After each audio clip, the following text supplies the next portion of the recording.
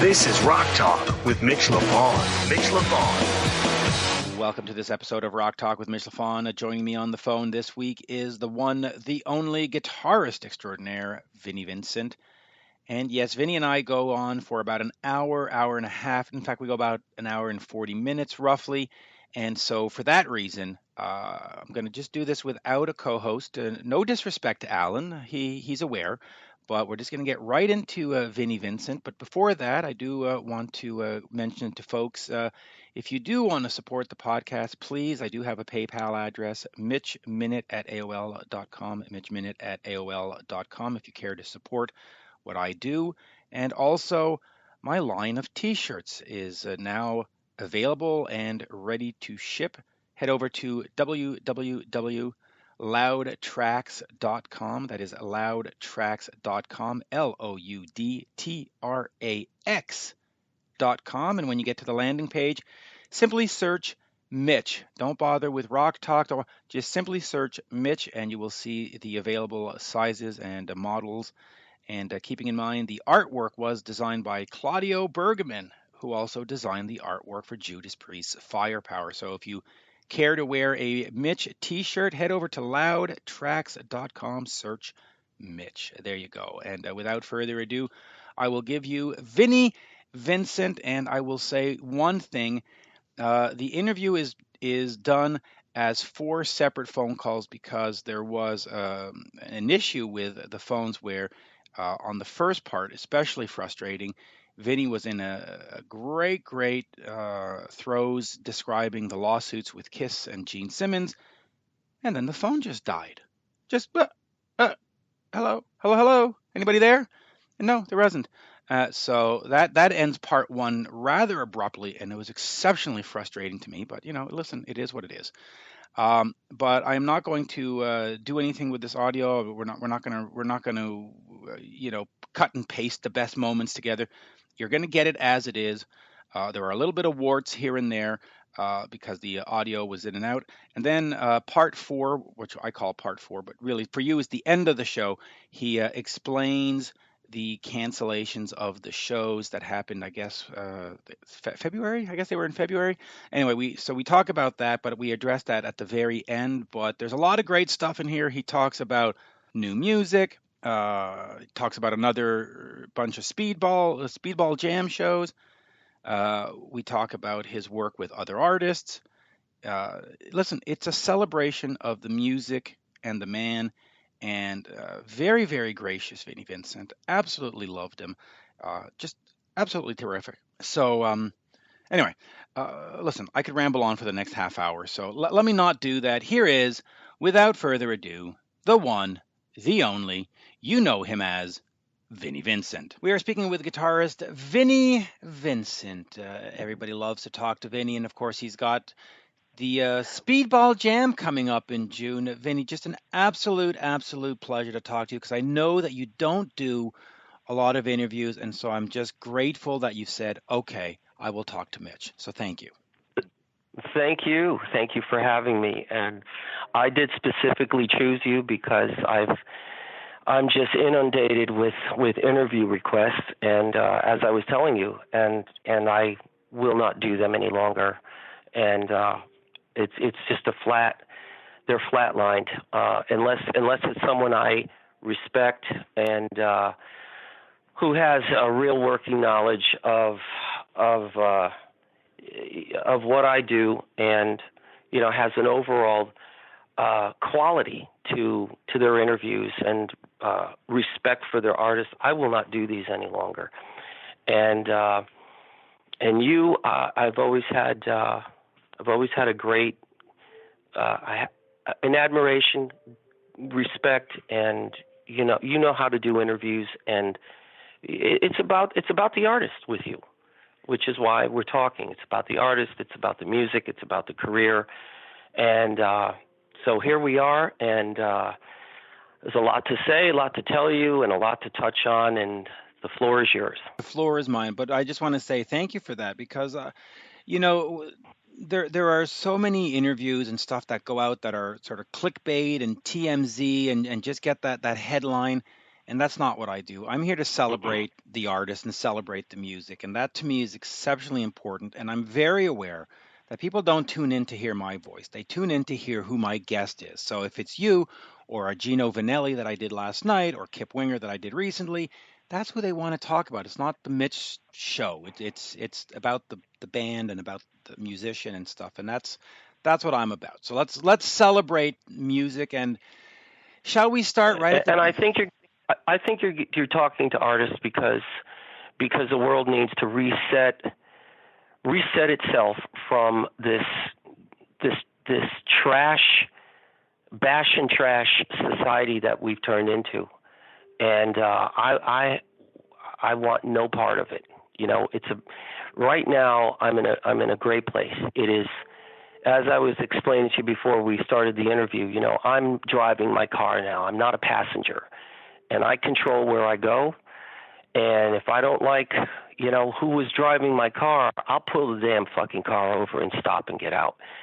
So this is now me controlling my destination and how I'm getting there and who's in the car with me, if I allow anybody in.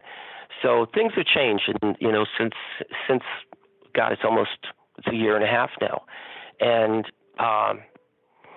I'm happy where I'm going, and I'm in the best place I have been in, and I want to take this place to the fans, to the actual fans. Yeah. So we've become, you know, a society that's pretty ugly right now, and I think the reason you're talking to people, by the way, Gino Vanelli, one of my favorites. Oh, isn't he terrific? Hey, thank you, fellow paisanos, fellow Italians here. Love Gino, always loved his music, but I'll tell you what, I love him more now than I did. He's on one of my playing lists, my repeat lists with the orchestra of his. I have to see where it is, but he's got some live shows out with live orchestras doing his hits. Absolutely gorgeous beyond words. Love it. So I send him my kindest regards. He's one of my favorite artists. So Gino, yes. You know what? I interviewed Gino last night, and I'm going to go see him in concert in Montreal at the end of the month, and I will convey that those regards for you. But he's just terrific. Send him my regards, and he's got. I don't give Vinnie solos too many, but when it's time for him and I to get together, we will. And but please send him my regards. Yeah. So you're talking to another fellow Italian here. Fellow Italian. Well, I'm not Italian. We're actually Danish, but from you're Lafon. You're what, French? Well, Lafon is a French name, but my dad was from the Alsace region, which I guess is the sort of French-German border region, and my mom's from Denmark. We're just a couple of countries apart. That's all right. But I've been to Italy, enough. And I've actually walked in the Colosseum, which I don't think you can do anymore. We're close enough neighbors. All right. Close enough. But yes, all right. Close enough. Let us get to what people want to hear about. Yeah. First and foremost, what do they want to hear? They want to hear you. There's always a great anticipation when is Vinnie going to speak? And here we are. So let's get to Friday, June 7th, 2019, Speedball Jam. We will start with the easy questions and we will go from there. But what can fans expect? Fans can expect, this is probably one of the most fun ideas. I do things that are not expected, not the normal thing you'd put out, not what is commercially viable, or is like what songs you're going to do, who's your this, who's your. In 2001, I put out a CD called Speedball Jam, and I wanted to give to fans a really very unique piece, never to be heard before. And the reason I was able to do this is because I control my own recordings. I don't have to pass it to someone else to get approval. So I had all of these recordings from from rehearsals in the 80s, and I would, the way rehearsals normally started was when you're playing with a bass and drums, and you have a lead guitarist like me, you lead the way, plug in, you're riffing, they follow, and it develops into this and this and this, and I lead the way and they're following me. And I had so many recordings, and I said, oh, you know what, somebody should hear this. And it goes on. It's about an hour. There's a live track of Speedball Jam because it was something that I would do live at each show. But it was fun. It was like the old days. It was like being a kid, and having, when all that mattered was playing, jamming, and you do anything to find anybody to play. You go to anywhere, you travel anywhere to find, and go to any club, any rehearsal, find anybody that wanted to play and just jam for hours. So I had all of these recordings because I recorded everything, even from the Kiss days. Hell, I have every single show that we did, and from Creatures and Lick It Up. I recorded. I still have them. I recorded every single moment of writing and rehearsing all the songs that we had written, for Lick It Up and Creatures, songs that never made it onto the record, and I wish they did, but I've got everything. So it was my nature just to record everything. So that's what Speedball Jam was a collection of recordings. And I said, people who the real aficionados are, the real Vinnie Vincent aficionados would really love this. Guitar players would love it. Guitar is like a polarizing instrument. Oh, you're playing too fast. Oh, I don't like this. It's too fast. Because a lot of it's a vocabulary. It's a lot to listen to when you're getting barraged by notes. It's even hard for me to listen to, just to sit back and listen to. When you're playing, it's different, but when you're listening, it is a fatigue of so many notes. And so you listen to a piece here, listen to a piece there. I've got someone that calls this his Bible. He's a guitar player, and he calls Speedball Jam his Bible.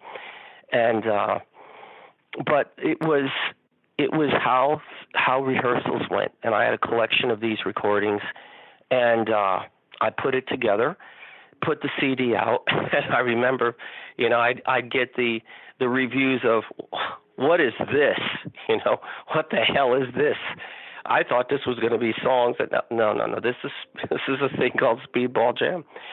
So it's been raising in cult status, and it's been raising in value because when I put it out, it sold out immediately. I did a limited pressing, but can't remember how many there were, probably a couple thousand, just sold out really quickly, and I never pressed it again. So it was something I loved doing. So June 7th is that recording, the fun of that recording come to life. It's the informal get on stage, look at each other, and everybody just join in, follow where I'm going, and let's play our asses off and have fun. And it'll probably be about an hour or so of guitar, an hour or so of guitar, Vinnie guitar. But it's fun. This is what I want to do, and this is what I want to do for the next year. I've got what's following is I've got 3 albums, written in the can, ready to record. And this is the first. This is the first launching, and I think it'll be in a way because this is so informal. There's only 60 people allowed in the capacity of the venue, and it's at SIR sound stages in Nashville, and only 60 people are allowed in. So they have first come, first serve, and I hear, you got the typical bashers out there, which is Vinny's not going to show up. Well, that's complete bullshit. So go fuck yourself, you fucking morons. How dare you say such a fucking thing like that? But this is happening, and we're in rehearsal stages. Very soon we'll be in rehearsal stages. Next week we begin rehearsal. But I picked out two great players, people who are very harmonious to me, and I'm not an easy person to work with. If I love you, I'm easy to work with. If I don't, I'm not easy to work with. And if I don't love you, then you're not working with me. But there's a breaking point where I'll give you a chance, I'll give you the benefit, but you don't get long because I'm looking at my clock and my attention span is very short. So, but these people, I picked them myself.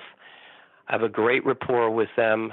They're great players, and it's a very comfortable thing, very comfortable vibe. So this may set, I use the words cautiously because I am in the launching period here.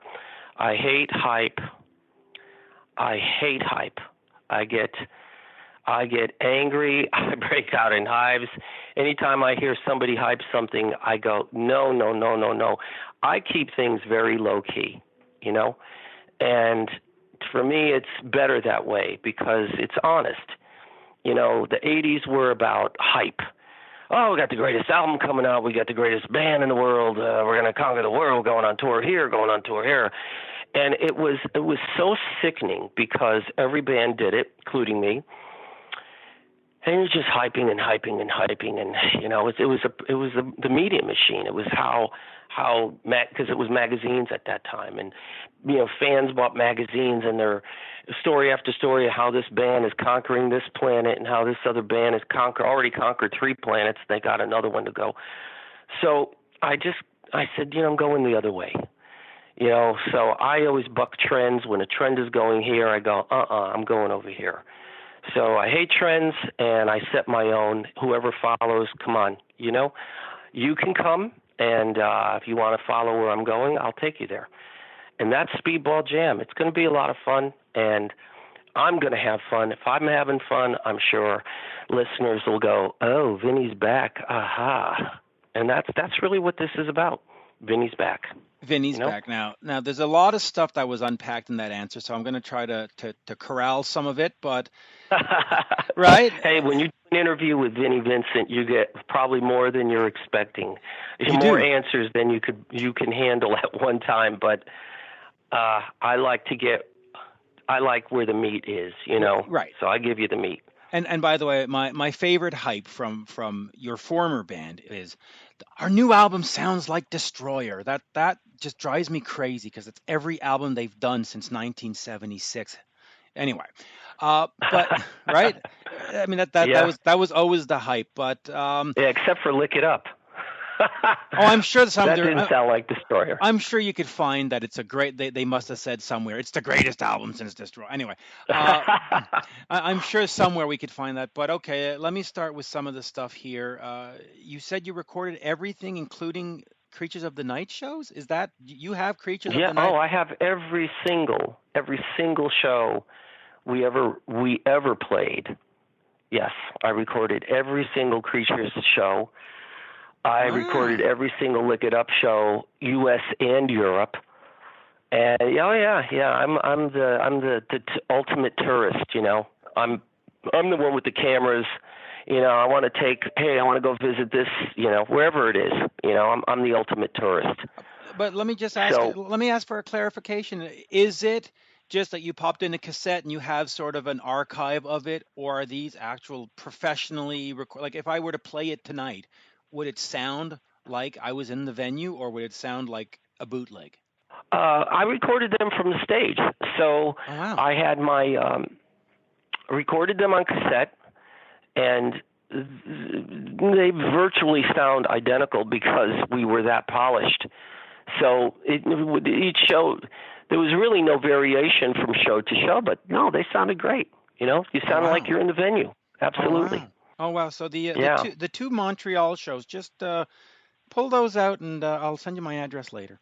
I have I to got say, the Montreal shows. Oh yeah, yeah, I've got those. that Montreal Creatures of the Night show was spectacular. I think the Headpins opened up, if I'm not mistaken. It was, Headpins. Wow, I wouldn't remember that. yeah, I But I believe, do remember. Wait, except that was open. Montreal, Quebec. Yeah. Oh, that. That we stayed, or I remember this castle, this Chateau very Champlain. interesting castle. Yep.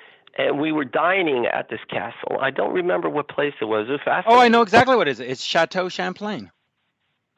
That rings a bell. Yes. It was really fascinating. Yes, that was the place. That's where all the name bands sell. just hit me. Sorry, where all the bands stay is what I should say. Yes. It must have been where we were staying there. Yeah, very fascinating place at that time. But Canada was great. Canada, I actually think the second of my last shows, Vinnie Vincent Invasion show, was in Montreal.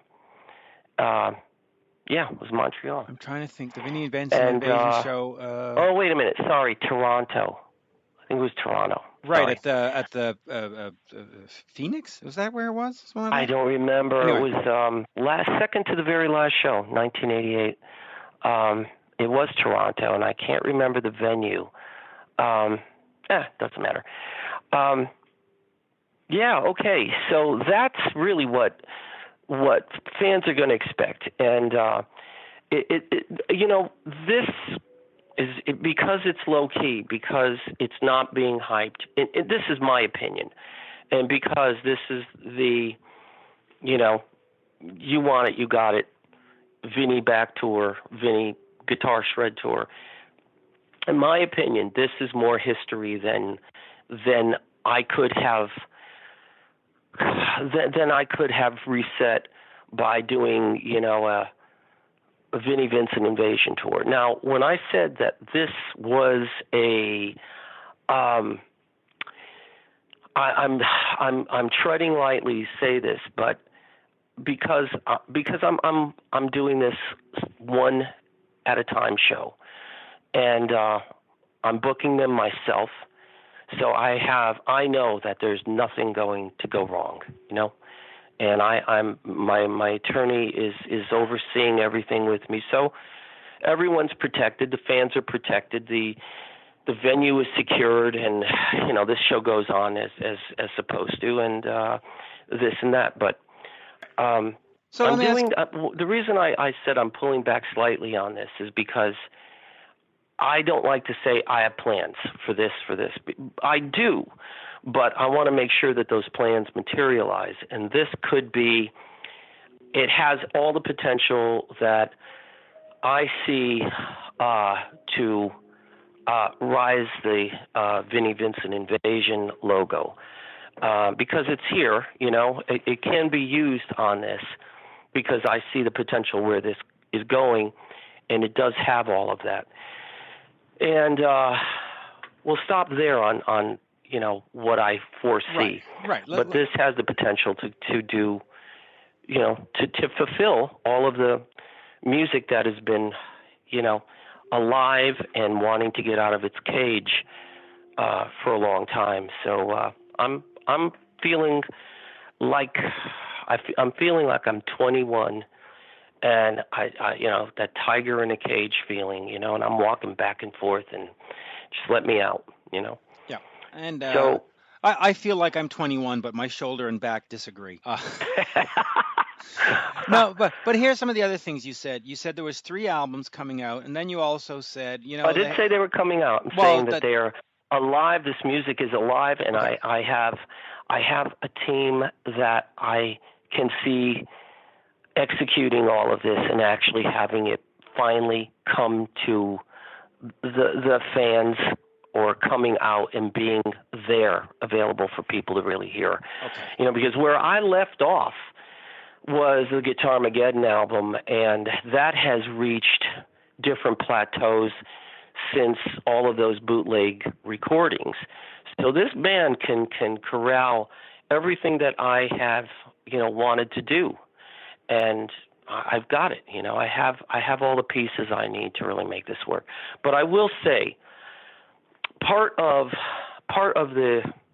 the frustration for bands, and that I have found that have been a frustration for me, and this is why I have to balance all of this, because with Vinnie Vincent Invasion, that actually was not started as a band. Vinnie Vincent Invasion was the name of my first album, and I was signed as a solo artist.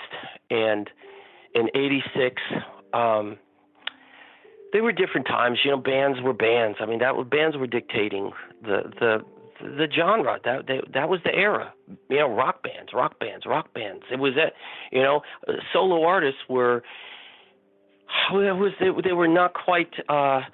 Couldn't reach the stature of a band, of what could be, achieved as a larger piece of marketing and imagery than a band itself, which caused me to pick,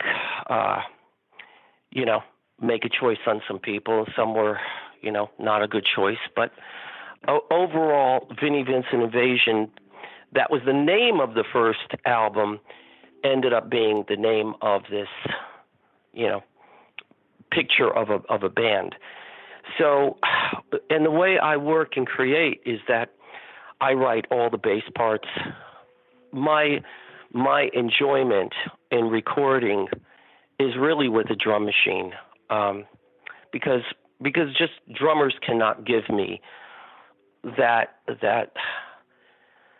sexual intercourse that a drum machine can give, make you feel. It's nothing can top a machine in that feeling of, I feel different. There's electricity here.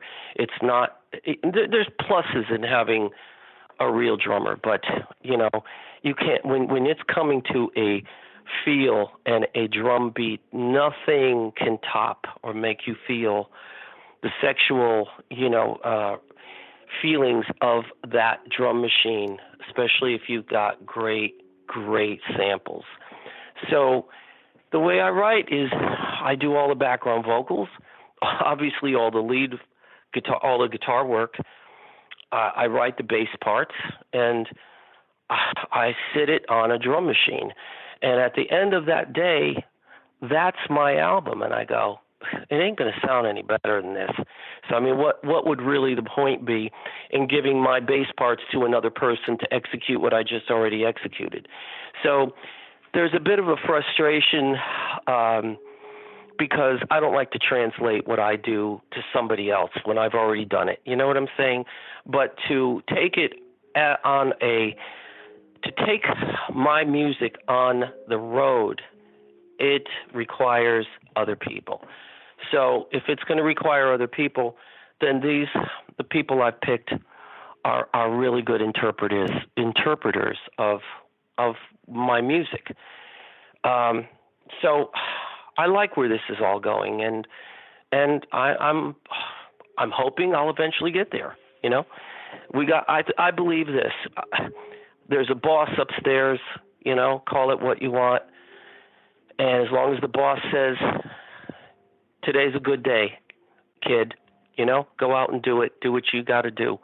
I'm doing it, so and I take every day like that. Yep, and I'm curious. How did you know my wife was upstairs? By the way, no, I'm just kidding.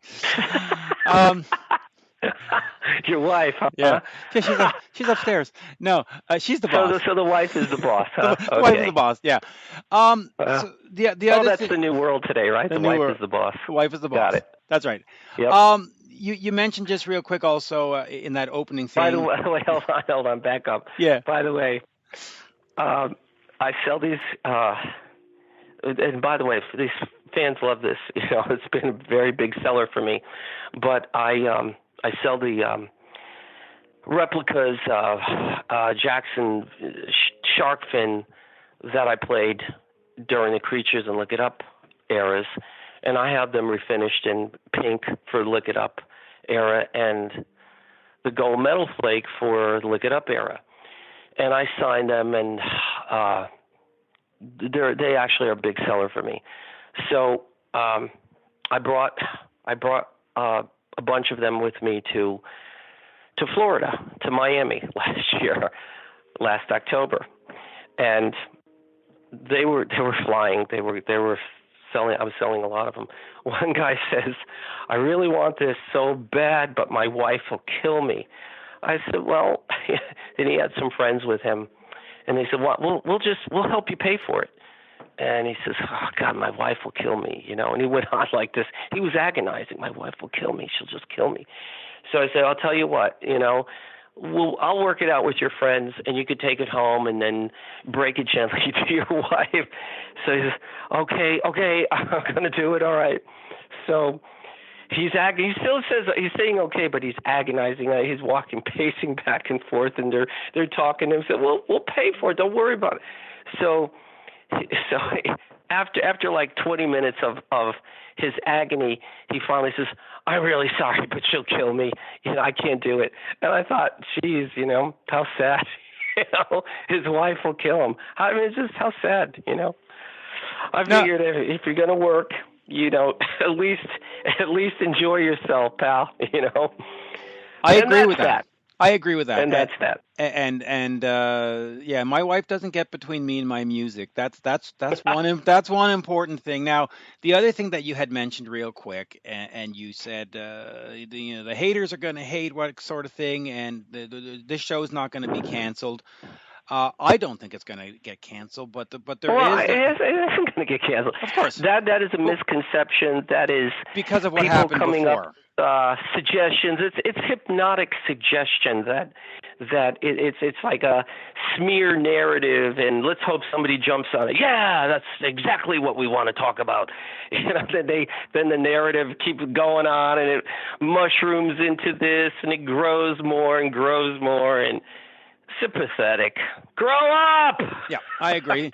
I'm gonna move. Grow up. Grow up. I'm gonna move along because I think this is going to be a great event. But you mentioned, it is. Of course, it's going to be fun. October. You mentioned that you had this guy with the guitar, which of course was right before the Kiss Cruise. You did that stuff with 4 by Fate, but almost yeah.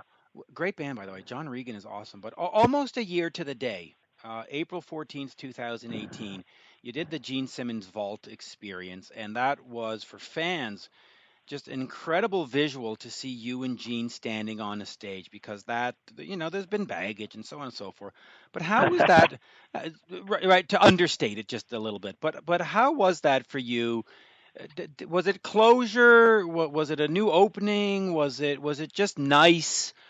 How was it just to get there and do I'll that? I'll tell you how it was. Okay. I could bullshit you, but I won't. Okay. I will tell you the truth, because what's the point? On my way down there, well, first of all, it began a year ago, June.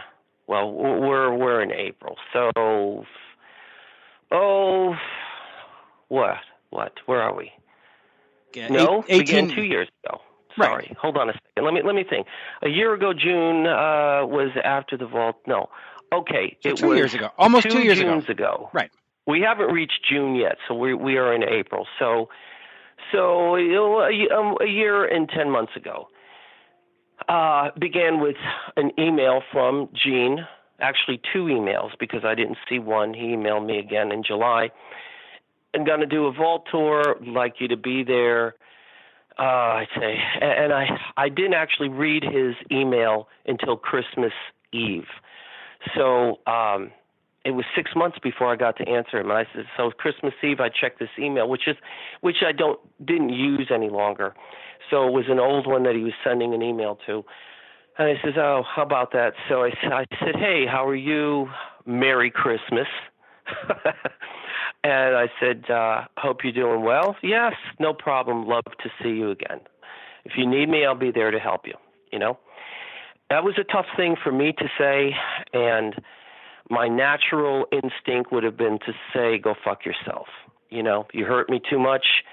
I will never, ever extend myself to you ever again.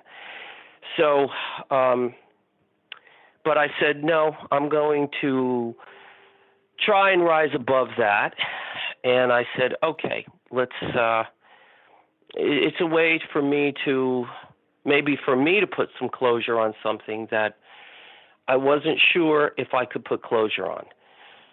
So I said yes, no problem, and we talked throughout the next 6 months until I saw him. Till I showed up there. On my way there, I still said, "What are you doing? You know, why are you doing this?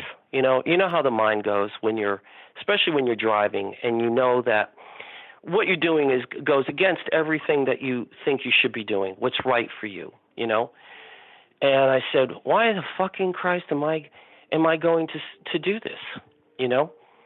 I thought, there was the good, there was good, but the bad did not have to be, and the bad was seized upon to make it worse, and it was a incredibly fucking ugly lawsuit that did not have to be. It was me seeking untold,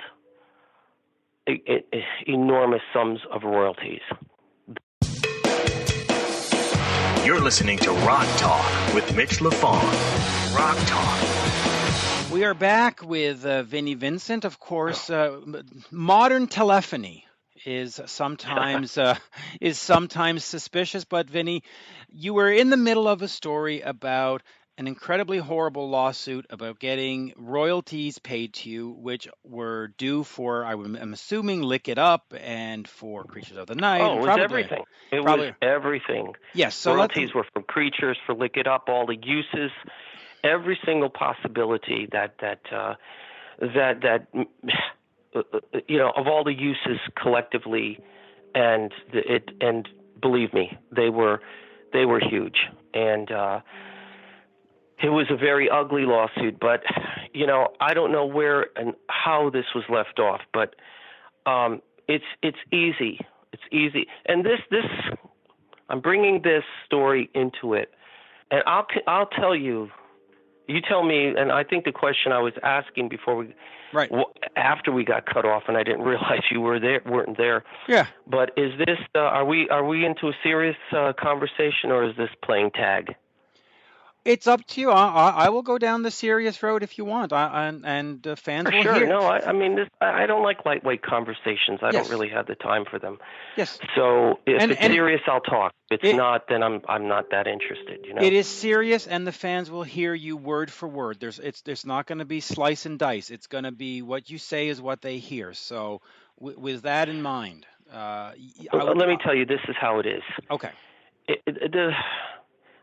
This lawsuit began in 1993, and it hadn't manifested into an actual lawsuit because I had given them so many years through so many different attorneys representing me to settle this case with me. There is a case here. Why let it go to court? We're dealing with record companies and royalties that I deserve. These are mine, the fruits of my talent, my labor, this is my earnings, and you have no fucking right to them. But the record company is a big game. But I'll tell you what, if you walked into a bank and handed them a stick-up note for $50, you'd be in prison for a long time. So this is armed bank robbery. This is my version of this is what I view as the record company. It's just bank robbery. But unfortunately, they haven't made it a federal crime, because if they did, most of these record company executives and accounting and whoever would be behind bars. But it's a game where they collect your money and go fuck yourself if you think we're going to hand it to you. Now, the game is normally, we're so proud to give you your royalty check, and they'll give you a check for $30,000. When in reality, the real amount that they collected was $140,000. But you don't know that unless you have to go through the roadmap of trying to find it, and accounting and this and that, and it's long, arduous, expensive, and this and that. So by the time the discovery had been uncovered, there were several million, and I said, well, I have no choice. I've got to fight this. So by 97, the lawsuit was actually filed, and I was not giving up. I was going to my grave making sure I saw justice one way or another. I was going to fight this lawsuit until there was, I don't care how many justices retired, but I was still going to be there. So the bottom line is that what I've learned is that there is no such thing just as justice, because justice is only served to those who have money. So driving down to his vault thing, a lot of replay went into the drive. You know, I replayed, you know, the vicious, the unbelievable malice and callousness in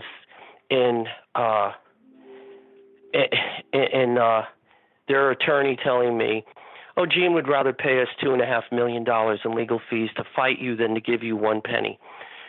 So when you're talking about his vault and me getting over it, there was a turning point where I almost turned around and said, go fuck yourself. Why in the world would I come down and greet you with a smile and try to make this work when what you did to me was reprehensible at best and, you know, repugnant were the nice words.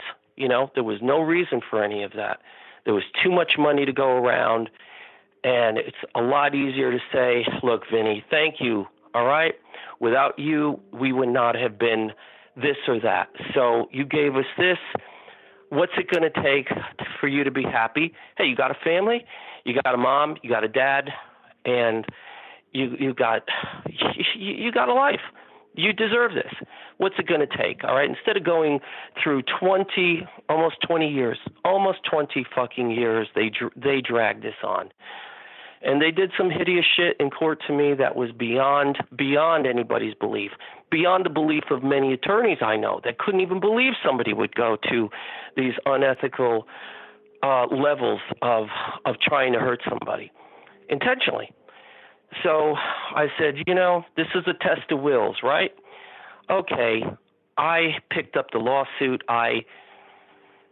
Because all my attorneys left. I had 35 attorneys, and they were all coming in on the come. You know, hey, I'll do this for a contingency. Yeah, fine. And each one that came in fucked it up from the one beforehand. So they'd come in, they'd make things worse, and I got to pick up the pieces. Finally, I said, wait a minute, I can do this. I know my case so fucking well. I can do this. So I got Westlaw. I knew all the court rules.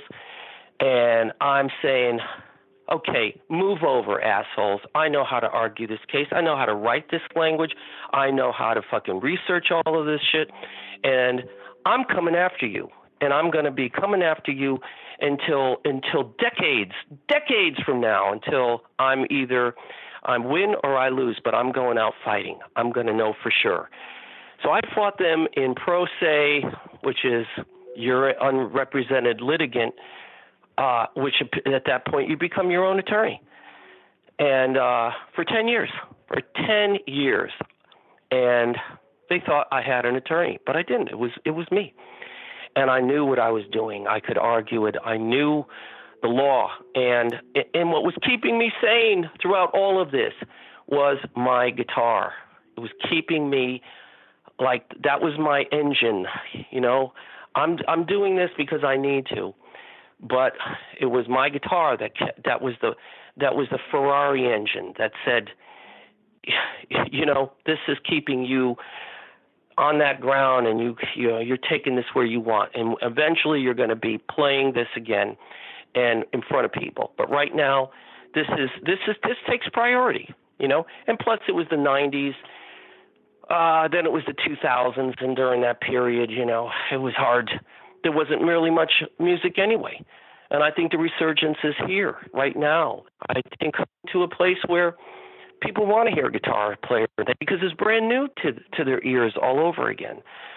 Unfortunately, there's a lot of toxicity in the group I came from, and there's a lot of immaturity, and who could bash people the best, and who gets a kick out of kicking this one and kicking that one. So that's like the downside, because if I can't have fun doing this, I don't want to do it, but I'm having fun. I'm having fun for me. So where, I'm the Pied Piper. If you want to follow me, you follow me. You don't, then stay out. It's better you stay out, because I won't let you in anyway. So this is me for the fans, for the real fans that want to enjoy what I do. And fine, but unfortunately there's the name Vinnie Vincent draws strange crowds, very strange people, strange crowds. It draws normies. I guess that's the word for normal people now, but it does draw some, obsessed OCD crowd, and it's unfortunate, but get a life, get over it, and let's do what we do. Let me play my music, and that's all I do. That's what I want to do, I'll ask you this. But getting back to the vault, because this is, I needed to interject that story. Right. And by the way, it's very, what I cut, when we got cut off, this is what I was saying to you. Okay. It's real cute. I almost didn't do his vault because when you're driving, you think, okay?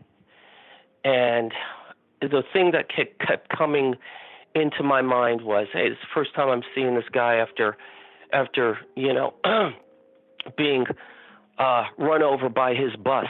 It's easy to run over somebody when you can just keep forking hundreds of thousands of dollars into attorneys to your law firm to say, hey, destroy Vinnie. Hey, here's another 150,000. Here's another 500,000. I want you to destroy Vinnie. It's very easy, and it's also really cute to say, hey, here's Vinnie filing another 150th lawsuit, another 300th lawsuit. Ha ha ha. Very funny, very fucking funny. Not funny to me. And these were different lawsuits for different causes of action. But I'll tell you what, these are the things that when you have money, you buy justice. And you may not even buy justice. You buy a win or you buy a lose. Mostly people with that kind of money do not lose, because judges are pretty much in the same, they're not on the wavelength of justice. It's a good old boy game, and I can even expand on this, but that's maybe for our last, an interview from there. But these were all detrimental reasons that were starting to reverse my decision to show up at his vault. So I actually pulled over. I pulled over for a while, and I was late showing up, but I pulled over and I said, look, for all the reasons you have just been, that for all the reasons, for all the right reasons, for all the natural reasons that you have for not going, you should not go. Okay? So then I had to make that choice and say, but you made a promise, and he's expecting you there. And if you're going to try to put behind you anything and try to bury this, which is very difficult. It's like someone murdering your child, and you're going to try to face that person again and say, shake their hand. So, which is near impossible. Okay, I'm not built that well where I can shake someone's hands for doing that. But it was a moment where I had to make a quick decision, and I said, okay, I'm going. We'll see what happens. So I did show up, and to be honest with you, I went there with a smile. I went there to support his show, and I felt that it was a cold reception, and I was treated very indifferently. And driving home, I thought, now why did you just do this? But it's documented. It's there. There was some funny moments, and I tried to keep it. Nobody needs to know what really happened, but we took some pictures. We talked a little bit. Superficial. It was very, very indifferent, very cold, nothing warm. And I thought, okay, that's the last time I will do the favor, and don't ask me again. So that's it. So I think that it's, like I say, I'm a serious talker. If I'm going to talk to you, it's serious. It's not bullshit. It's not lightweight. I don't give you incomplete answers. And if you want to know how I feel, then that's it, right there. Yep, and that is a complete answer. So I'm going to take an entire left turn here because I do want to ask you about some of the other stuff you've done. Yes, please. Yes, and I'm going to go way back, 1978 to Instant Replay with Dan. Oh, happy times. Yeah. Yeah, and of course, after you were in KISS and stuff, and YouTube came to the stuff, we got to see some of these videos you did with him back then, which I didn't know existed. But talk to me about that time and being that guy, that the studio guy, and working with Dan, and God rest his soul, by the way, because he did pass away. And just take me through that, because when you were with KISS, they had the makeup on, and they were very conscious about not having somebody who had some modicum of success with an uncovered face to break the mystique and stuff. But what was that like working with Dan? Because he was sort of an unsung hero, great pop sensibilities. Just talk to me about I was Instant an Replay. Edgar winner, white trash, Edgar winner group junkie. So in the early 70s, I was shooting Edgar Winter into my veins every morning. And, it was my thing, I wanted to be in Edgar's band so fucking bad because in 71, it was the guitar player's band of, that was a rock and roll, with virtuosity, and I loved the songs, but that was 71. 72, I'd say it consumed me for a good 3 or 4 years. So when Dan joined Edgar Winter, he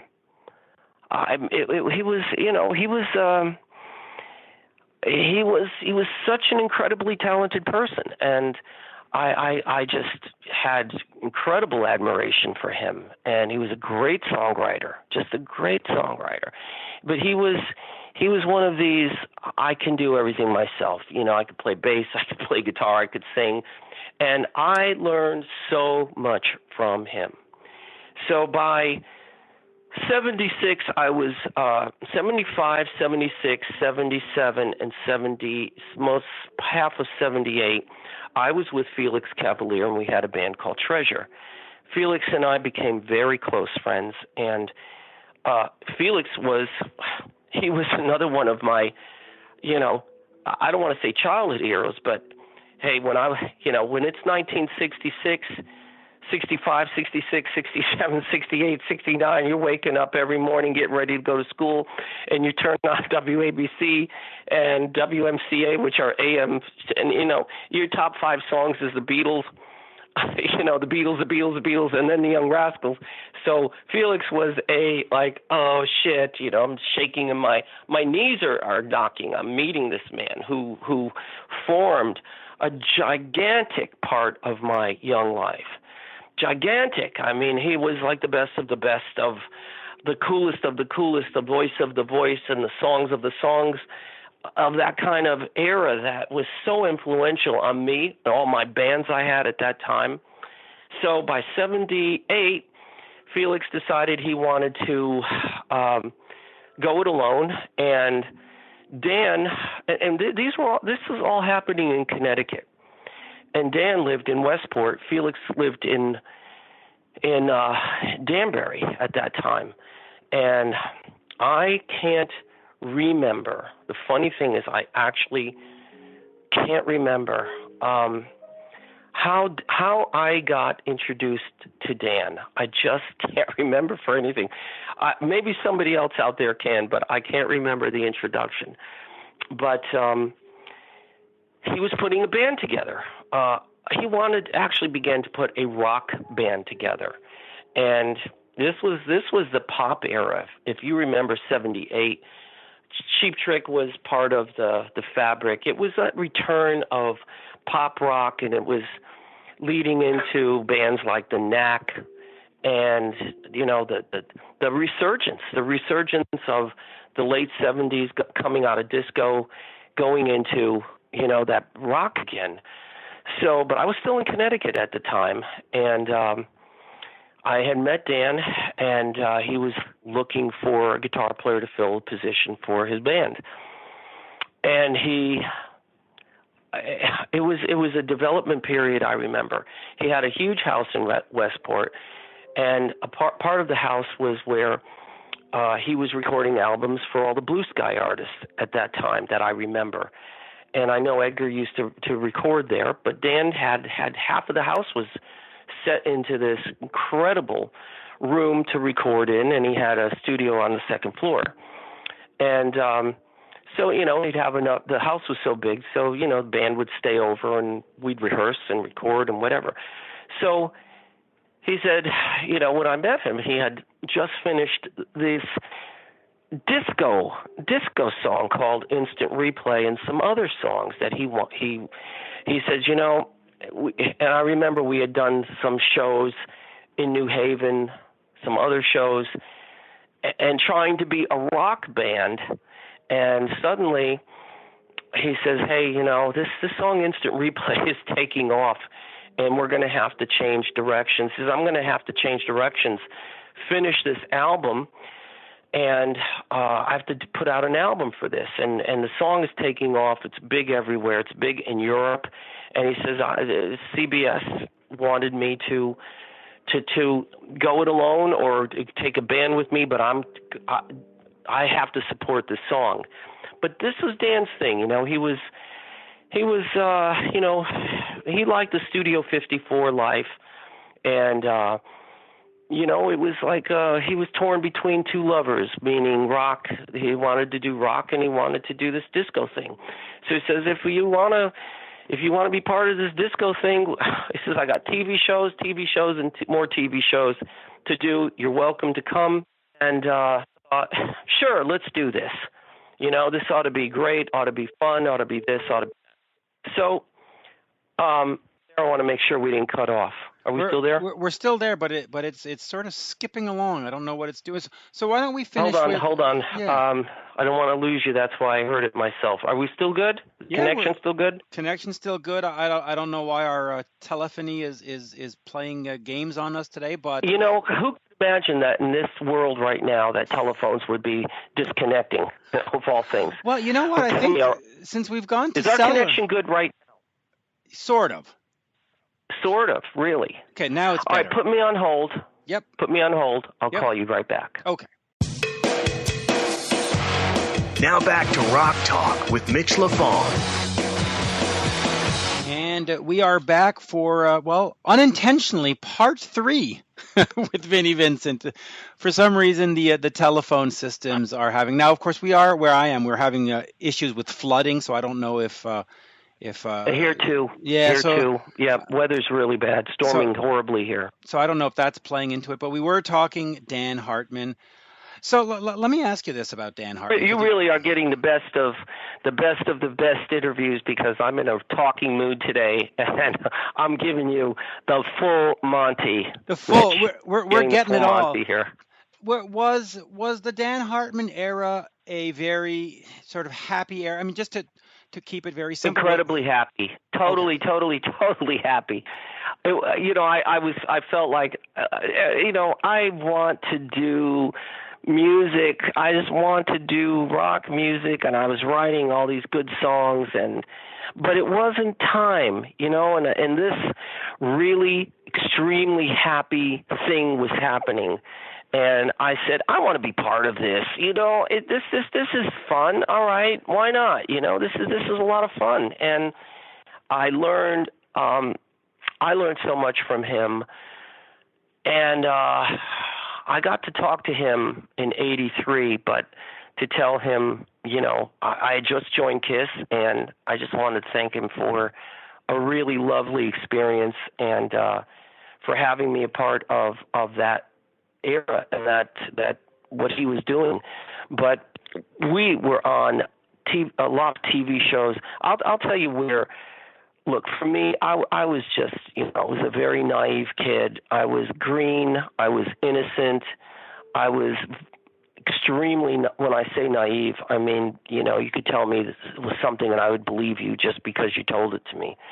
And I was, and you could tell by the videos, I'm jumping around looking goofy, having a great time, but I didn't care because it really was what you see in that video. It really was that, and it was lip syncing, but it was, there was no pretense. There was no big issues involved. It was, it was a trip to Europe. It was my first trip to Europe, but it was a very interesting thing because I really had been many countries. This song Instant Replay was a giant hit in every European country that we had gone to, and treated just like royalty from the record companies. We never played live. It was all TV shows, and it was always that song. And we came back to the U.S. And headed straight to Hollywood to be on even more TV shows. And we were on American Bandstand. I know somebody's got to have a clip of us on American Bandstand, 1978. We were on Midnight Special. I remember Michael Jackson or Jackson 5 were on the show. And I haven't seen these clips. I know that they're out there, but I haven't seen them. I haven't been able to find them. But somewhere they will resurface. And we're on the Dinah Shore show. God, how many? I mean, there were others. And after that, he says, "Well, the tour's over. I'm going back to Connecticut. You've got a plane ticket. You can either stay here, and here's $150. You can either stay here, and he had us booked at the Beverly Hilton. So I said, give me the $150. I said, give me my plane ticket. I'll cash it in. I want to stay here and see if I could make it. And I stayed there for 6 months, and I got the taste of, I tasted the wine, tasted the sugar. But I just couldn't sustain it. So I came back to Connecticut, and I met Edgar Winter, my hero from the early 70s, my guy. This is like, doesn't get any better. So Edgar asked me, he had auditions for his band. I went to play, says you have the gig if you want it. And I said, of course, playing with the great Edgar Winter. So that lasted about 7 or 8 months. And then I said, I've got to go back to California. And that's when everything else happened. That pretty much a lot that happened from there. We know what happened. But Dan, I learned so much from him. Studio, a lot of studio technique I learned from him, and he was just amazing. He was a wonderful guy. He threw me a birthday party in Central Park, a surprise party. It was the summer of '78, and everybody was in on it but me. It was Central Park, New York City, and he threw a surprise birthday party for me at some big concert they were having in Central Park on the Green. So, this was the kind of guy he was, very, very loving, very generous. a real wonderful person. I really miss him. He would have been a great friend at this point if I could, have had it happen. Yeah. But yeah, it was pure fun. And I have really, really fond memories of him and of that time. Yeah, that was a great period. Were you at that time content on being a studio musician, or was the goal always to be in your own band? Because you had Laura Nyro, you had Dan, you had Laura Nero. Nero. Oh God. Yeah. Oh God, did I? I mean, I had played with people here that were just. It was just like beyond my fantasy to have played with and had relationships with them at that time, and she was another one. I mean, this was my 1960s. I fell in love with her. I fell in love with her music. I fell in love with her, and I used to have these incredible fantasies of being in her presence and her greatness, and suddenly I'm finding myself recording an album inside her house. She brought up a mobile truck, and we're recording in her house, and I'm spending every day with her for like 3 months.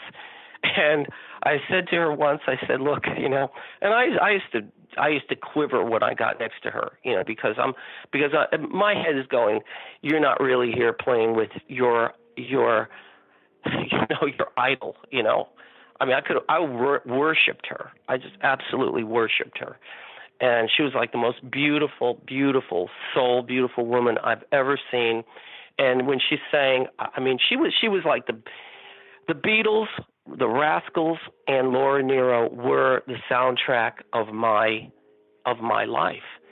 And the Beatles, I had never had that fantasy come true of being with them or working with Paul or Ringo or George, and but Felix Cavalier and Laura Nyro just were experiences that were just impossible for me that they actually happened.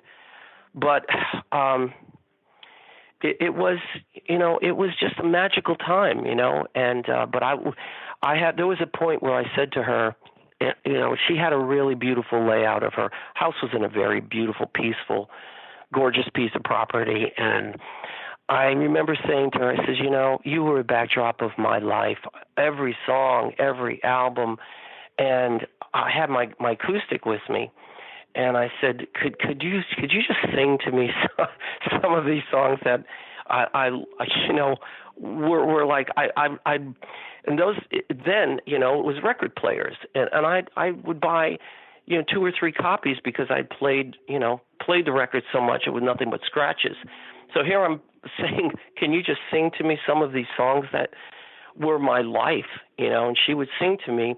She says, well, let's go at the piano, dear. I said, okay.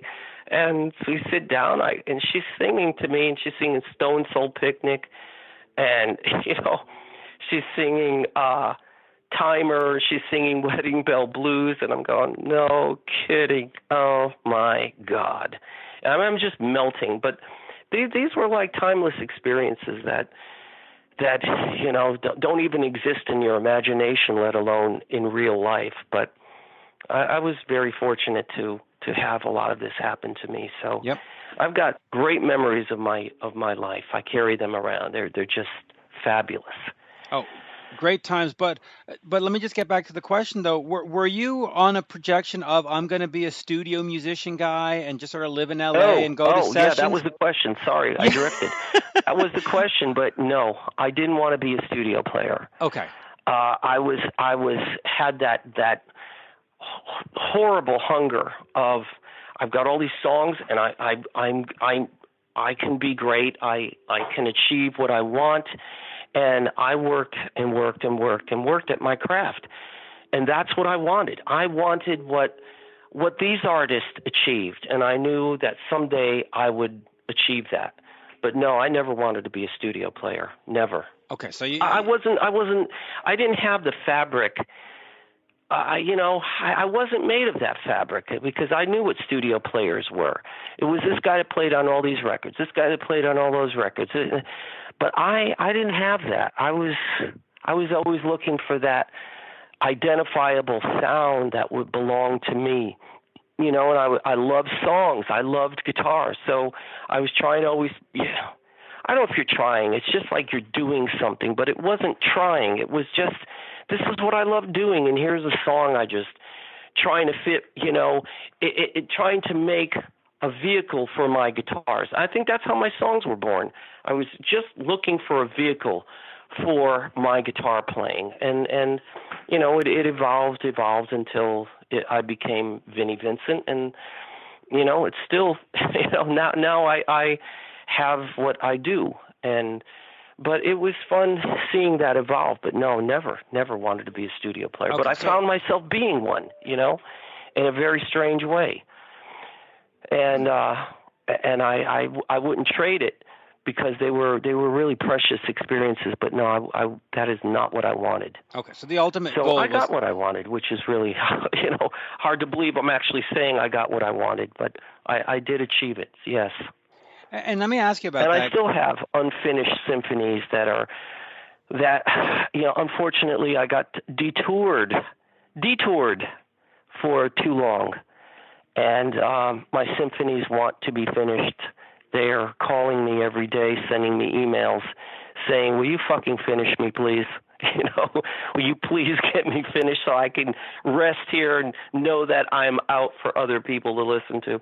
So hopefully I'm going to be able to answer them, Well, I hope so. Now, just before you said that the name Vinnie Vincent brings up a certain image and a certain thing, it's a great brand. But why not just go out and be Vincent Cusano and just sort of give you like a fresh start? Not that you necessarily need a fresh start, but you know what I mean? Why not just say, like John Cougar Mellencamp, just say, "Listen, I'm not John Cougar, I'm John Mellencamp." Why not just say, "Hey, I'm not Vinnie Vincent, I'm Vincent Cusano," and just go be that? You know what I mean? Actually is true. I mean, it's so why not, right? Why not? Yeah. Never thought of that, but why not? I mean, it is an interesting idea. It is actually very interesting, and it's something that that's a question that no one's ever asked me, and it's something I would.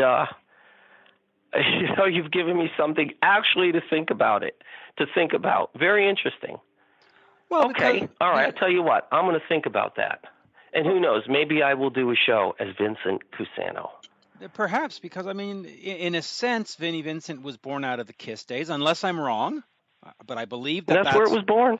Yes, it was born right there. Mm-hmm. So why not step out of it and say, well, that's their name for me. I'm this guy, and this is anyway. I just. Well, interesting, but then you become that person. True. It was a name, and then you become that name because your music and your craft fall under that name, and then that's who you are. But Cusano or Vincent arose by any other name, So this is the rose. Call it what you want, Yes. And listen, we're an hour in, and we've had a couple of telephone issues. So let me ask you one last question, maybe two more. Good to go. You caught me at a great day. It's storming. I'm in the mood to talk, and usually I don't talk to. Like I said, I don't give interviews.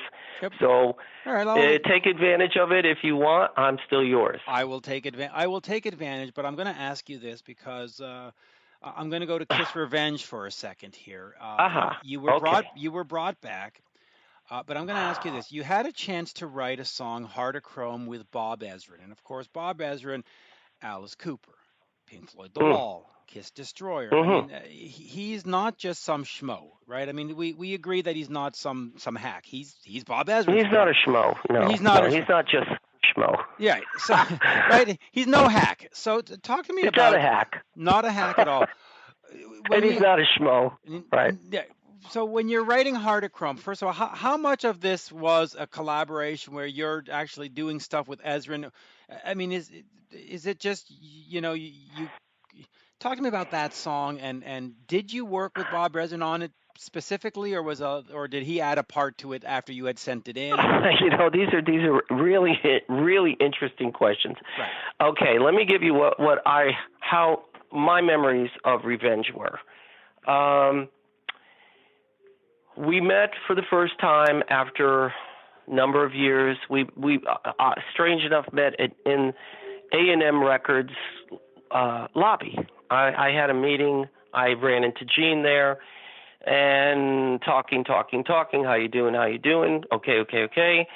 So, hey, let's get together. Okay, great. Let's have some lunch. Great. Hey, you doing anything now? No. You want to come for lunch? Okay, we're going to go here. Okay, we'll meet us over here. Okay, great. So by that time, it wasn't the toxic, unfortunate thing that happened. So it was still like, all right, let's go. Yeah, let's go see each other, And yeah, we're doing a record. You want to get together and write? Sure. We always wrote good stuff together. That's how it began. So for exactly, it was a straight solid 12 months of work, and it began at Gene's house. It was an everyday thing, and again, I have all recordings of everything we had written. Tried to write, didn't finish, intended works, ideas, this and that, and then I worked over at Paul's house for a number of months, and we came up with a lot of songs. I mean, there was so many songs written that should have been on the album. It really should have been a Lick It Up album again, because that theme was recaptured again. We captured the vibe.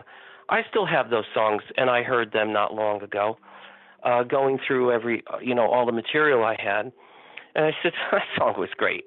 That song was great. This song was great. Why didn't they end up on that record? I don't know what politics were going on, but whatever. So Heart of Chrome came up, and it began at Paul's house. And I remember Bob coming down, and it was developing from one idea into another idea, And it was being, I can't remember who wrote what. Heart of Chrome. It might have been Paul's title, and it might have been. I just don't quite remember, but I think that was Paul's title. Bob was putting some ideas in there.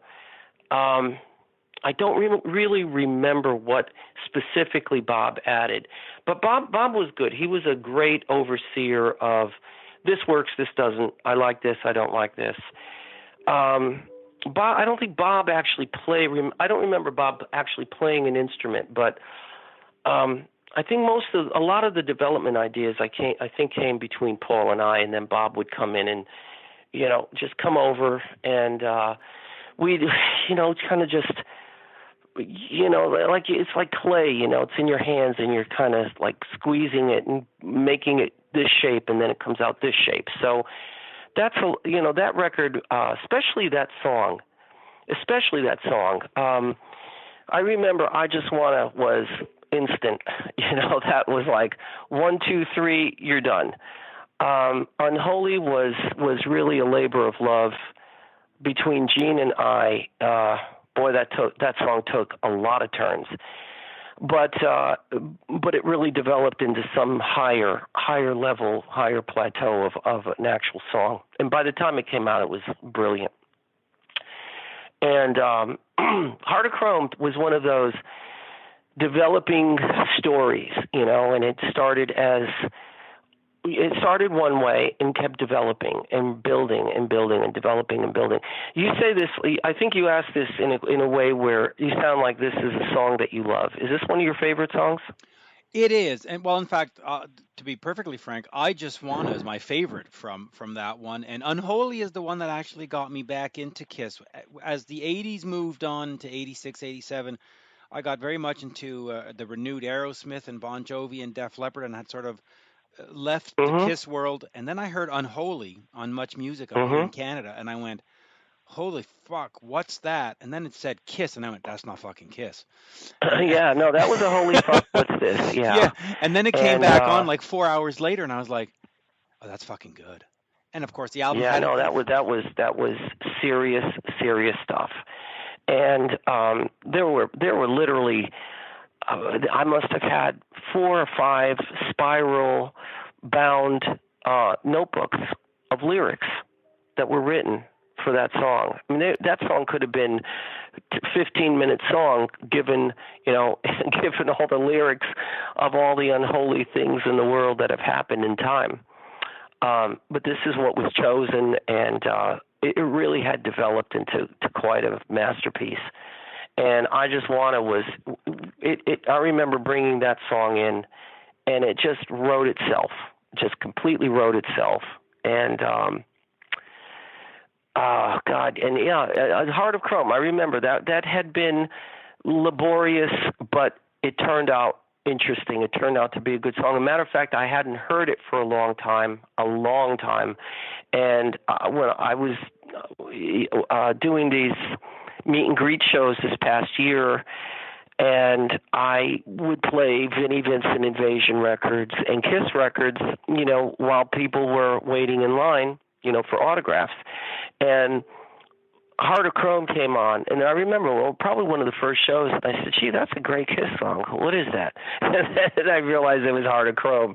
And I went, oh, so that's right. Yeah, that was pretty good. I hadn't remembered that. So working with Bob was great. Bob really has Bob has had great, what I like about Bob is his ability to process what he hears. Because, you got some producers that really don't know. Either they interject too much of themselves, or they don't interject enough. And Bob was a really balanced. I wouldn't say he was a musician, but he was balanced. He brought in music, but he was balanced in his vision. And he could say, I like this, maybe move this over here, let's make this that. And Bob had a terrific genius about him in that way. So I loved working with Bob. Yeah, he really has what it takes. Okay, so let me ask you this, because you just mentioned that you are at these meet and greets and you play the music in the background. How has that experience for you been, going to these meet and greets and meeting fans? Is that something that you enjoy? Is it something that's a necessary evil? Does it make you feel uncomfortable? Or it's like, no, man, I want to shake hands. I want to see the people that have supported me. How is that sort of... Let me tell you. Yes. I can answer this very easily, because I will repeat. I'm not an exaggerator. I don't like to exaggerate. Does me no good. But I will repeat what the promoters would tell me, and that is that you spend so much time with the fans, and they love meeting you, and they love it because I spend the time with them, and I do talk to them, and without me knowing what fans experience when they come to meet me, and I don't really know, but I do hear it from the promoters, and I do spend the time with the fans. So I would hear promoters say, hey, this guy's a real jerk.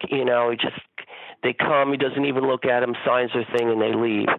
And he says there's a lot of people that do that, but you spend a lot of time with them, and they feel that they know you after meeting you. So generally, the shows were a huge success, and I had a great time. I really had a wonderful time, all the shows.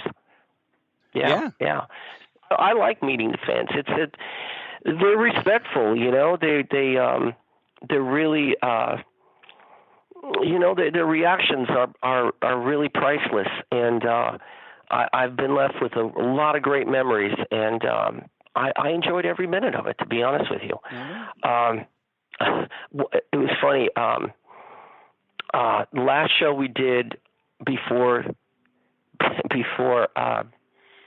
there's a lot of celebrities that TV stars and people that I watched growing up, that are like the room next to me or room down the hall. And I remember, let's see, No, these are people that I love. Barbara Eden, Robert Wagner from Heart to Heart. These are all the people that were at the last show I was doing. It's in Chiller, in Jersey, and next room over was cast from Good Times. So their manager said, "Would you like to come over and say hi?" I said, "Sure, let's go say hi." Now I had the makeup on at that time, so I walk in, with the white face and the cross on, and and they're looking at me. Wow, Vinnie Vincent, So we took pictures together. The fun, the camaraderie, in terms of that with other celebrities or stars or artists that are there is really a lot of fun for me. So I had a ball this past year, and I'll tell you now, this is not really that meaningful to people that are probably in the millennial age, but there was this character called Cousin It on Addams Family, and here's this little guy, and he's like the next room over, and I put him on my Facebook because we took pictures together, but fascinating times, especially seeing a lot of people that, are on TV that you're watching when you're growing up. So the fans were great. I had a really great year doing this, and but I was booked for Vegas, but to be honest with you, Vegas show fell on July 7th. By the way, June 7th. This is something out there that I want to make sure fans understand. The Vegas show was booked for June 7th, which is the date that the Speedball Jam show is on. So I had to unfortunately cancel the Vegas show because the show, the Speedball Jam, goes on. So just for the fans to know that there is no conflict. And, we're all happy. We're all squared off on the Vegas show with the promoter, and he wishes me well. And we'll pick up another show with Bill Philpott, who's the promoter and a good friend. So, answering that question was the fans were great. And I loved meeting them. It wasn't just, hey, sign this, go away. No, I loved it. These are people I never really get to know, and see and, look in their eyes and talk to them about what I've done that makes them, happy, so I loved it. Yeah, and they are definitely diehards. Now, hopefully we can get you up to Canada for shows. I know 3 promoters that have been chomping at the bit to get you here, and they're like, if you ever speak to Vinny, tell him to come. Well, and they would take care. So maybe we can make that happen. Set it up. I'll be there. I love playing in Canada. So definitely set it up, and send the promoters to me, and we'll cut a deal, and we'll be up there. Absolutely. And listen, we are now 2 hours in. And I think we're good. I think we covered a lot of good ground. What do you think? I think we covered a lot of good ground. I think my head is spinning because I'm staring at this computer. Hey, I told you I was in a good talkative mood today, and I don't give this kind of time to anybody. Yes. So I gave it to you because you're a great interviewer, and you've got a lot of class and integrity, and this will be a good interview that is with the right person, which is you. Thank you. And I'm going to finish with this because my friend asked me to ask you this. He is Steve Brown of the band Trickster, and he covered one of your songs on Kiss My Ank, a tribute to Vinnie Vincent, which, by the way, came out on my birthday years ago. Yes, it came out on August 27th, 2008. We're both August babies, by the way, which is why we're great. Great. What year did that come out, by the way? August 2008, and he does a cover of 1,000,000 to 1, sort of. Oh, hey, tell him I love that cover he did. Yes, and that's what he wanted me. It. Yeah, it's a great cover. It's like it's a sort of a slow, moody version of 1,000,000. Which, by the way, 1,000,000 to 1 is one of the greatest songs that Kiss has ever done. Forget Vinnie Vincent songs, Kiss song. It's one of their, and they don't fucking play it. It's so irritating. It is a great song. It is one of the greatest songs. whether it's Ever. them or anybody else. But Yeah. you could turn that into a jazz, almost a jazz feel. But I mean that has it all. It's one of those songs, one of those special songs. Yeah, I agree with you. yeah, yeah. Well, and so we'll end there, Vinny. Absolute pleasure. I will get the promoters well, we'll talk off air and how you want me to proceed with that. But yeah, they want you, man. They are chomping at the bit. I said, I'll bring Speedball Jam up to Canada, and who knows, by that time we'll start to branch off and bring in other songs. But this year, Vinny's back and Vinny's shredding. So that's the message that's really going out there. So all the naysayers, you wish. Yeah. So, So Speedball Jam don't buy into that narrative, kids. Nah, you're wasting good gasoline driving nowhere. So, absolutely. If you're going to drive anywhere, make sure you get in your car and come see the show. Yeah, and I'm going to that will make you happy. I'm going to plug it. It is vinnievincent.com/product/tickets. It takes place on June 7th, and there's a meet and greet on June 8th. And yes, and don't miss it, folks. It is going to be I'm going to spectacular. add one more thing here for you to bring to the fans. And I'm going to leave you with this. We are working out details right now. We've been actually working on them for the last month, but we are tentatively scheduled for a Speedball Jam shred at. It's a music store, huge music store, which I will be the guest. We'll be playing live, and it'll be in Livonia, Michigan. And the name of the music store is Rock City.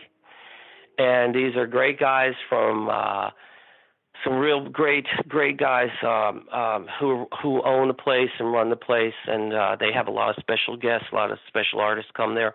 So they're hosting a Vinny Day, V-Day, at Rock City Music in Livonia, Michigan.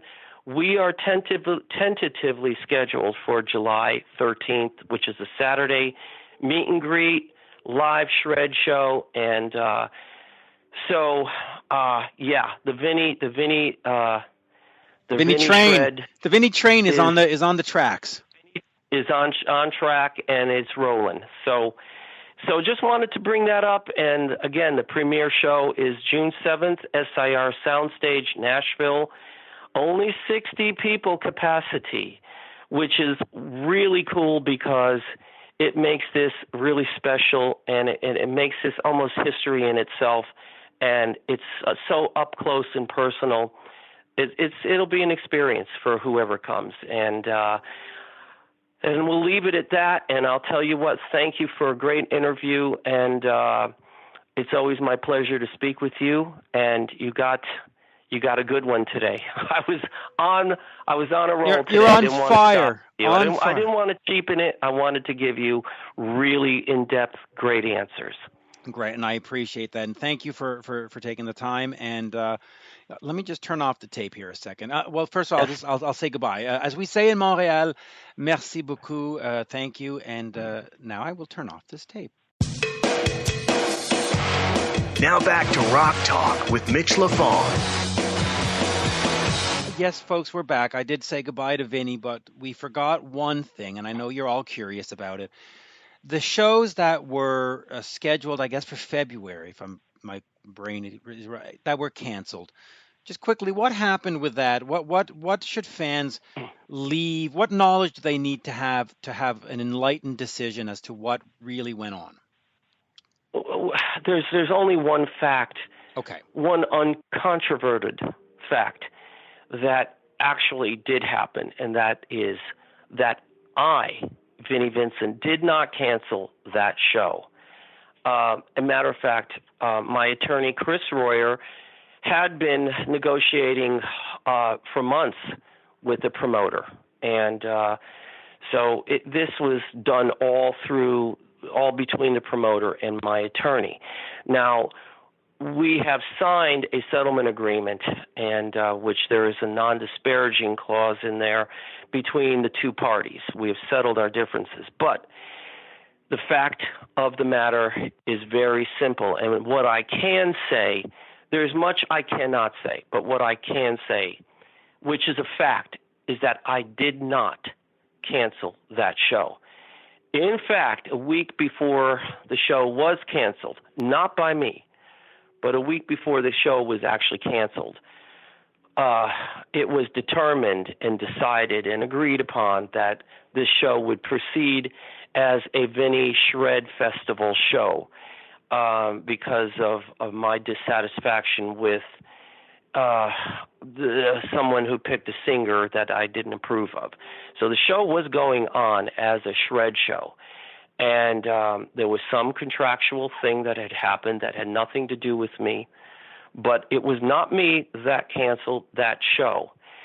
So unfortunately, there was a statement that was disingenuously untrue that was put out on the website of the promoter, who did not tell the truth on what really had happened. But as far as I know, my attorney said that he's willing to put out a video clarifying, and I think that's a good way that Vinnie was, in fact, not responsible for canceling the show, which I never would. I would never cancel a contract or a show, and I was actually looking forward to doing it. And that's as simple as it really happened. Unfortunately, it got turned into a different narrative, and people make up, they take a side on something that they don't really know the actual truth of what actually happened. So it causes a lot of damage. We're in what is that, Vinnie derangement syndrome period here with a lot of fans, and it's just like fake news, and then all of a sudden it's real. So no, fans, I did not cancel that show. It is a bona fide fact, and one day my attorney will probably come on, and you can hear it from him. His name is Chris Royer, and he's overseeing the shows as they now are. So that's it. There you go. Simple and to the point, and so you, all the fans, you now know. Yes. And that's it. So great. Speedball. I think we've captured everything now, Mitch. Speedball Jam, June 7th. Don't miss it. And I will say once again, as we say in Montreal, merci beaucoup. Thank you so much. And there we go. Thank you. Okay, my friend. Okay, love you. We'll talk to you soon. Absolutely. You be well, and wish Canadian fans all of my best. Merci. Have Have a good one. one. See them soon. Yes, we will. I will get on that with you right away via email. Thank you, sir. À la prochaine. Thank Bye-bye. you, Mitch. Bye-bye. God bless. You too. This is Rock Talk with Mitch Lafon. Mitch Lafon.